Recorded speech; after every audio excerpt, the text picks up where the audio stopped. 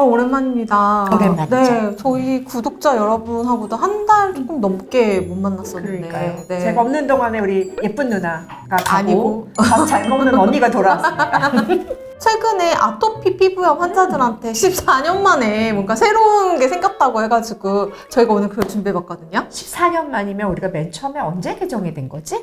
2008년? 2008년. 네. 오, 질병관리본부에서 아토피의 교육을 체계적으로 하기 위해서 아토피 천식 교육정보센터라는 게 그 당시 만들어지기 시작해서 맨 처음에 서울에 있었고, 그 다음에 경기, 그 다음에 부산, 경북, 그 다음에 광주, 네. 대전, 작년에 충북까지 7개의 아토피 천식 교육정보센터가 있고요. 그래서 2008년에 이런 아토피 지침이라는 게 처음 만들어졌던 거예요. 일단 이제 질병관리청이죠. 질병관리청에서 4월 8일 날 이제 개정된 거를 발표를 했는데요. 가장 중요한 건 아토피 피부염은 크게 두 가지 방향으로 볼 수 있어요. 예방이라는 얘기가 있고요. 악화 방지라고 있어요. 예방은 뭘까요? 안 나오게 하는. 그러니까 아토피 피부염이 생길 수 있는 친구들이 안 나오게 하는 방법을 예방이라고 얘기를 하고, 아토피가 이미 진단된 친구들이 악화 요인 때문에 나빠지지 않게 하는 그런 방법들에 대해서 고민해 볼 수 있는 거예요. 예를 들어서 어떤 아토피 피부염 친구가 진먼지 진드기 알러지가 있다. 그럼 얘는 어떻게 돼요? 진먼지 진드기에 노출이 되면 악화가 되겠죠. 그렇죠. 얘를 최소화하는 환경, 악화를 방지하는 그런 환경으로 만들어주는 거, 이런 얘기들을 할 수 있고, 아토피 피부염의 가장 큰 특징이 뭘까요? 건조한 거, 또 가려운 거. 뭐 피부감. 건조하고 가려운 환경이 우리가 어떻게 환경적으로 조절할 수 있을까란 내용들이 반영될 수밖에 없는 거죠. 그중에 건조한 거를 가장 많이 조절하는 게 뭐가 될 수 있을까요? 보습제. 보습제, 네. 목욕. 이게 그쵸. 항상 세트로 가기 때문에 가장 먼저 보습 및 피부 관리를 철저히 해야 됩니다 라는 얘기가 나오는 거예요. 그래서 가장 중요한 거, 보습을 많이 해줘라. 근데 항상 저는 이 단어가 제일 무서워요. 많이 해줘라. 많이의 기준은 사람마다 다를 수 있죠. 네, 그래서 그 당시에도 얘기를 했는데 보통 한 3번 정도라고 얘기를 해요. 많이 해줘라고 했을 때 어떤 문제가 있었냐면, 엄마들이 보습제를 약인 것처럼 하고 하루 10번쯤 바르는 거예요. 그럼 애들은 어떨까요? 귀찮고 답답하고 더 가려워요. 적절히 바른다는 거에 대한 기준들을 좀 마련해 주는 게 중요할 것 같고요. 네. 또 하나는 기존에 이제 건조해질 수 있으니까 목욕을 자주 하지 마세요라는 얘기. 가끔 어르신들이 한 2, 3주에 한 번 목욕하고 가렵다고 오실 때가 있어요. 그 목욕을 자주 하지 마세요의 그런 기준을 어르신들의 때를 미는 목욕이 있죠. 지금 지침대로 하면 매일 미지근한 물 이렇게 표현을 하는데, 미지근한 물 그러면 약간 34도 정도, 약간 서늘해요. 왜냐하면 너무 뜨겁게 하면 나왔을 때 온도차가 생기기 때문에 더 가려워질 수 있어요. 또 너무 차갑게 해도 내 체온 때문에 더 가려워질 수가 있어요. 또 하나는 너무 오래 물을 불리면 각질이 수화가 일어나요. 더 탈락이 쉽기 때문에 시간을 저희가 조금 더 줄였던 거예요. 이전에는 한 20분 정도. 네네네. 얘네들을 10분으로 줄이고 미지근한 물로 해라 네. 라고 얘기를 하시면 좋을 것 같아요. 네. 비누 목욕을 2, 3일에 한 번 원래는 하고 때는 밀지 말아라 했는데 요 비누도 바뀌었더라고요.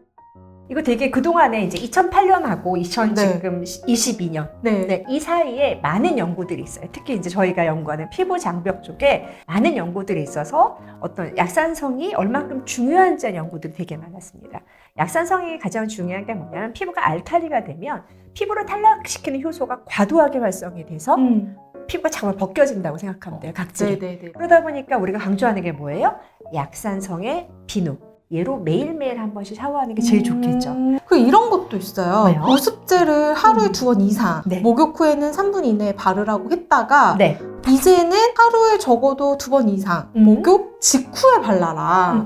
3분 내와 목욕 직후, 이 차이는 뭔가요? 진짜 이건 저도 이제 궁금증이 드는데, 물기를 닦아내고 바를 거냐, 물기를 안 닦아내고 바를 거냐. 그러니까 그거를 명확하게 안 해서, 이거 저도 근데 저는 어떻게 설명을 하냐면, 그래도 물기는 닦아야죠. 보습제가 여기서 3분 이내라 그랬을 때랑 그냥 직후에 발랐을 때는 보습제의 위치가 달라져요. 안방에 놓을 것이냐 화장실에 놓을 것이냐. 근데 나 이것도 더 걱정될 때 있어요. 왜냐하면 이렇게 바르다가 미끄러질까. 실제로 그런 얘기 있었어요. 오일 성분을 절대 못 쓰게 하는 이유가 맞아. 목욕 욕실을 떨어뜨리면 사람 나오다 자빠질 수 있단 맞아, 말이에요. 맞아. 그래서 목욕 직후에 바르는 거 찬성. 하지만 안 미끄러지게 다 장치를 한 다음에 발라라라는 제 개인적인 얘기를 하고요. 그리고 그 착용하는 옷의 소재에 대해서도 바뀌었는데 원래는 순면 소재의 옷을 입어라 라고 했는데 이제는 그냥 피부에 자극이 없는 소재를 입어라. 실크 이렇게. 입어도 돼요, 원래. 아. 원래 예전에 다른 그런 지침들, 외국 지침을 보면 네. 실크 입으라고 그랬거든요. 실크가 아니어도 최근에 합성 섬유 중에도 부드러운 게 되게 많아요. 땀을 잘 배출할 수 있는 그런 섬유 텍스처들이 많기 때문에 걔를 사용해도 좋고요. 순면을 또 고집하지 않는 이유 중에 거친 게 있어요, 순면 중에. 아, 보들보들하지 약간 광목 않고. 같은 거. 그쵸. 더 가려워요. 맞아. 그래서 저는 아토피용 섬유 유연제를 사용하라고 얘기를 하거든요. 아토피용이 이게 있어요? 거칠 거 있어요. 거칠거칠하면 그게 더 가렵기 때문에 뭔가 부드럽게 만들 수 있는 자극이 되지 않는 그런 천들을 찾는 게 좋고요. 또 하나는 그 섬유유연제 사용하더라도 물에 헹구는 걸 좀 많이 하라고 얘기를 합니다. 그쵸. 네. 특히 이제 아토피 피부염이 있는 친구들 중에는 유두습진, 젖꼭지 주변에 습진이 생기는 친구들이 있어요. 얘네들한테는 어떤 권유를 하게 되냐면 보통 여성 그 속옷을 입을 때 네네네. 그 안에 패드가 있잖아요. 네네. 패드에 갑자기 세제가 많이 묻어서 녹아 나오면서 자극이 될 때 있어요. 그럼 패드를 빼고 세탁을 빼고 다음에 소위 말하는 스포츠 브라 있죠. 면으로 된 네네. 거, 자극이 안 되는 거. 그거는 헹구기도 되게 좋기 때문에 그거를 착용을 하라라고 얘기할 정도로 이 자극의 이슈들은 천의 자체의 자극도 있지만 혹시라도 이 섬유가 세제를 머금어서 다 제대로 헹궈지지 않았을 때 아까 말한 약산성이 아닌 알카리의 세제가 녹아 나오지 않을까까지도 한번 염두에 두셔야 될 것 같습니다. 이 수칙은 바뀐 건 아닌데 네. 무슨 연관이 있을까 싶은데요. 손톱, 발톱을 짧게 깎아라. 긁잖아요. 나도 모르게 긁으니까. 보통은 내가 인식할 때는 잘 안 긁어요. 네. 근데 자기가 언제 많이 긁냐면 엄마들의 표현을 빌면 잠들 때 잠들랑말랑 할 때 벅벅벅벅 긁어요. 그치. 좀 짧으면 그래도 그렇게까지 데미지를 입히지 않기 때문에 저희가 짧게 깎지 말라고, 그러니까 짧게 깎으라고 얘기를 하고 만약에 그게 안 된다 그러면 아이들은 아예 장갑을 씌우기도 해요. 좀 중요해 보이는 건데요. 올해 새롭게 나온 게 있어요. 알레르기로 진단된 식품만을 제한합니다. 이거 기립박수 치고 싶어. 진짜요?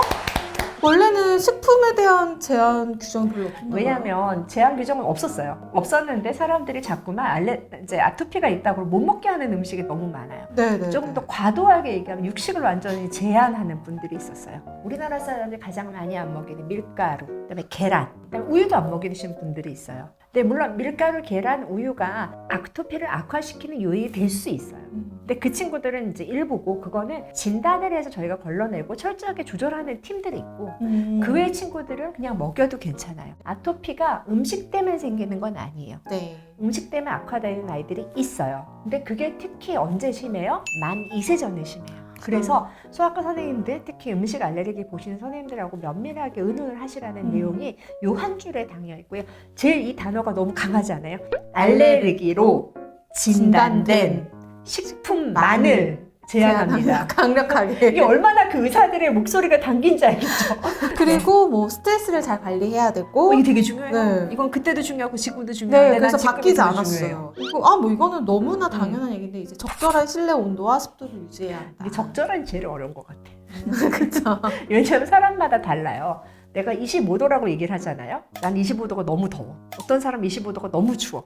그래서 이렇게 뭉뚱그려서 얘기한 것 같아요. 적절한. 그리고 또 이제 바뀐 거는 옛날에 2008년에는 효과적이고 검증된 치료 방법으로 꾸준히 관리하도록 합니다 였는데 네. 2022년에는 효과와 안전성이 입증된 방법으로 꾸준히 치료합니다. 효과와 관리와 안전성. 네. 치료는 다른 얘기예요. 치료는 의료진이 개입된 방법을 계속 쓰는 게 치료인 거고요. 네. 그전에는 치료란 단어와 관리가 혼재되어 있었던 거예요. 그러다 보니까 병원에 오지 않고도 내가 잘 관리를 하면 이 문제가 해결되리라는 그런 오해를 부를 수 있는 단어라고 생각을 네, 했었거든요. 네, 네. 저도 개인적으로. 근데 치료라는 거는 빈도가 중요하진 않아요.